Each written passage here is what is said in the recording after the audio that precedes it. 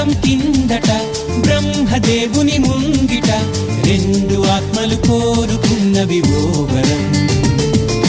రూపురేఖలు వేరట, ఊపిరొకటే చాలట, ఆ వరాన్నే స్నేహమంటున్నాం మనం.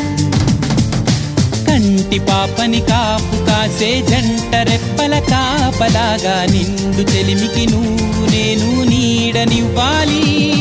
స్నేహమంటే రూపులేని ఊహ కాదని లోకమంతా నిన్ను నన్ను చూడగానే నమ్మి తీరాలి. కొంతకాలం కిందట బ్రహ్మదేవుని ముంగిట రెండు ఆత్మలు కోరుకున్నవి ఓ వరం.